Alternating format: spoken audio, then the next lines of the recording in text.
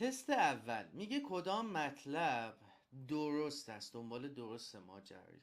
گزینه ها رو با هم بخونیم با دقت. گزینه یک میگه شیمیدان ها با مطالعه خواص و رفتار ماده و همچنین برهم نور با ماده به پاسخی جامع درباره پرسش هستی چگونه پدید آمده است رسیدن.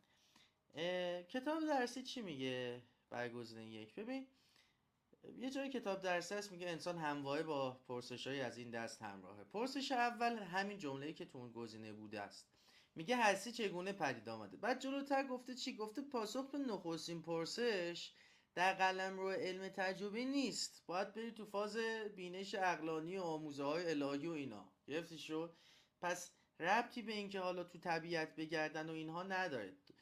این جمله قبل ترش از بالای کتاب اومده. میگه چی؟ میگه شیمیدان ها با بررسی ساختار و رفتار ماده همچنین به همکنش نور با ماده در این راستا سهم بسزایی در اینکه بفهمن آقا این هستی چگونه کار میکنه و چه شکلی و اینا. خب منتها دیگه بحث این که هستی چگونه پدید آمده که به دانشمندا ربطی نداره. اومده خود کتاب درسی چی گفته؟ اومده پایینتر گفته که این در واقع پاسخ به این پرسش هستی چگونه پدید آمده میه تو فاز مسائل دینی، خیلی تو علم تجربی، تو قلمرو علم تجربی نمی گنجه. پس اینکه این همچین حرفی زده بعد گفته پاسخی جامع درباره این، کلا غلط میشه این گزینه. گزینه دوم میگه شواهد به دست اومده از سنگ نوشته ها و نقاشی های دیوار غارها نشان دهنده این است که انسان اولیه با مشاهده ستارگان در پی فهم نظام و قانونمندی در آسمان بوده. جمله درستی از کتاب درسی از حاشیه اینجای کتاب، فکر میکنم صفحه 2 کتاب میشه. جمله کاملا درست.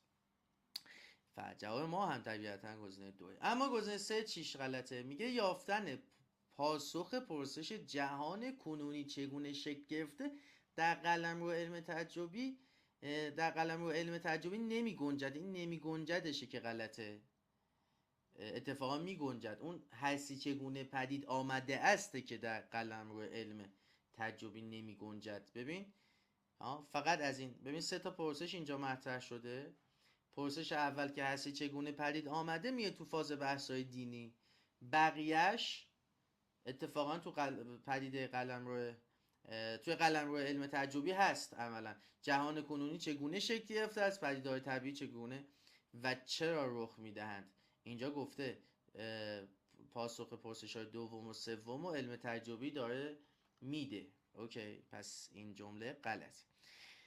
گزینه 4 میگه مأموریت فضاپیماهای وویجر 1 و 2 تهیه شناسنامه فیزیکی و شیمیایی همه سیاره‌های سامان خورشیدی بود. این همش داره کارو خراب میکنه. بچه یادتون باشه توی این عبارت‌های درست نادرست، کلماتی که حکم قطعی صادر میکنن، کلماتی که مثلا میگن همه یا هیچ کدام یا همیشه یا همواره، اینا خیلی کلمات خوبی نیستن. خب احتمال اینکه غلط باشن زیاده، مگر اینکه خود در واقع مثلا متن کتاب درسی بهش اشاره کرده باشه. میدونی چی میگم؟ پس احتمال اینکه یه همچین کلماتی ببینی، کلماتی که حکم قطعی صادر میکنن ببینی و غلط باشه زیاده. اینو کلا در نظر داشته باشید. کتاب درسی رو برید نگاه کنید. بدبخت گفته چی؟ وویجر 1 و 2. ببین این 2 فضاپیما مأموریت داشتن با گذر از کنار این 4 تا دونه سیاره شناسنامه فیزیکی و شیمیاییشون رو تهیه کنن بفرستن، نه کل سیاره ها سامانه خورشیدی. اوکی، پس این هم جمله غلطیه و سوال 1 جواب شد گزینه 2.